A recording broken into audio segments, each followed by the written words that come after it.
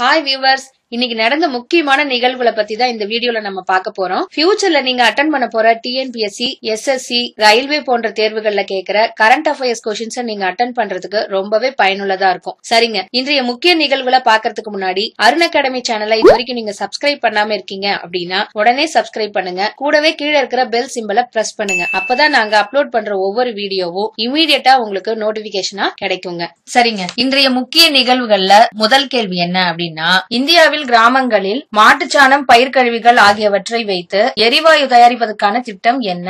இதற்கான விடை கோபர்தன் திட்டம். இம்முறை பாத்தீங்கன்னா சீனா மற்றும் ஐரோப்பிய நாடுகள்ல ஏற்கனவே நடைமுறையில இருக்குதுங்க. சரிங்க, அடுத்த கேள்வி, இந்தியாவின் மிகப்பெரிய அணுமின் திட்டம் எது? இதற்கான விடை ஜைதாப்பூர் அணுமின் நிலையம் திட்டம்ங்க. இத்திட்டத்தோட சிறப்பம்சம் என்னன்னா, மகாராஷ்டிரா மாநிலத்தில் இருக்கிற ஜைதாப்பூரில் 1650 மெகாவாட் மின் உற்பத்தி திறன் கொண்ட 6 அணு உலைகளை நிறுவ திட்டமிடப்பட்டுள்ளதுங்க. இதற்காக இந்தியா அடுத்த மாதம் பிரான்சிடம் ஒப்பந்தம் செய்ய உள்ளதுங்க. சரிங்க, அடுத்த கேள்வி, நடப்பு ஆண்டில் இந்தியாவின் சொலிசிட்டர் ஜெனரலாக இருந்து தனது பதவியை ராஜினாமா செய்தவர் யார்? இதற்கான பதில் ரஞ்சித் குமாருங்க. சரிங்க, அடுத்த கேள்வி, சர்வதேச நிதி நடவடிக்கை குழு துணைத் தலைவராக தேர்வு செய்யப்பட்ட நாடு எது? இதற்கான பதில் சீனாங்க. இந்த நடவடிக்கை எதுக்காக ஏற்படுத்தியிருக்காங்க அப்படின்னு பாத்தீங்கன்னா, பயங்கரவாதிகளுக்கு நிதி செல்வதை தடுக்கிறதுக்கும் அவர்களுக்கு நிதி கட்டமைப்புகளை முடக்கவும் சர்வதேச நிதி நடவடிக்கை சிறப்பு குழு சர்வதேச அளவில் அமைக்கப்பட்டுள்ளதுங்க. இதனுடைய துணைத் தலைவராக சீனா தேர்வானதுங்க. சரிங்க, அடுத்த கேள்வி, எந்த இந்திய தொழில்நுட்ப கழகத்தில் தேசிய துறைமுகம், நீர்வழிகள், கடலோர தொழில்நுட்ப மையம் ஆகியவை அமைக்கப்பட உள்ளன?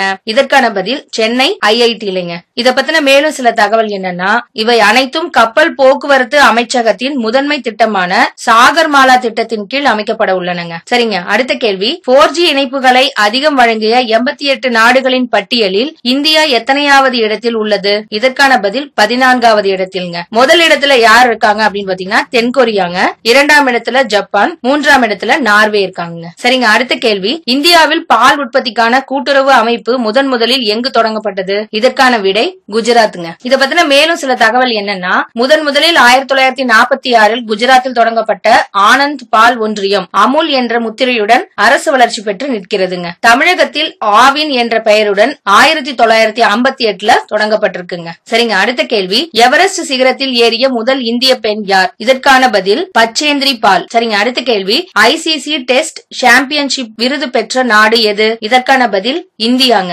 சரிங்க, அடுத்த கேள்வி, இந்தியாவில் அமைதிக்கான கால்பந்து என்ற பெயரில் நடத்தப்படும் நிகழ்வின் ஒரு பகுதியாக நாடாளுமன்ற வளாகத்தில் கால்பந்து போட்டி நடைபெற உள்ளதாக கூறியவர் யார்? இதற்கான பதில் பிரிட்டன் கால்பந்து வீரர் காஷிப் சித்திக்ங்க. சரிங்க, அடுத்த கேள்வி, ஆஸ்திரேலிய ஓபன் சர்வதேச சேலஞ்ச் பேட்மிண்டன் போட்டியில் ஆடவர் ஒற்றையர் பிரிவில் சாம்பியன் பட்டம் வென்றவர் யார்? இதற்கான பதில்ங்க காஷ்யப், இந்தியாவை சேர்ந்தவருங்க. சரிங்க, அடுத்த கேள்வி, பல்கேரியாவில் நடைபெற்ற சர்வதேச குத்துச்சண்டை போட்டியில் இந்திய வீராங்கனை மேரி கோம் என்ன பதக்கம் வென்றார்? இதற்கான விடை வெள்ளிங்க. இவரை பத்தின மேலும் சில தகவல் என்னன்னா, மகளிருக்கான 48 கிலோ பிரிவில் பல்கேரியாவில் செவ்தா அசினோவா மேரி கோமை வீழ்த்தி தங்கம் வென்றார். சரிங்க, அடுத்த கேள்வி, தென்கொரியாவின் பியோங்சாங் நகரில் நடைபெற்று வந்த 23வது குளிர்கால ஒலிம்பிக் போட்டியில் பதக்கப்பட்டியலில் முதலிடம் பெற்ற நாடு எது? இதற்கான விடை நார்வேங்க. இவங்க 39 பதக்கம் வென்றிருக்காங்க.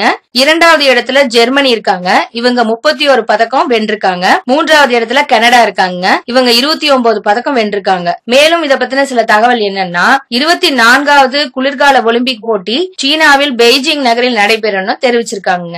இதுவரைக்கும் நாங்க கொடுத்த தகவல்கள் எல்லாமே உங்களுக்கு ரொம்பவே பயனுள்ளதா இருக்கு அப்படின்னு நினைச்சீங்கன்னா லைக் பண்ணுங்க.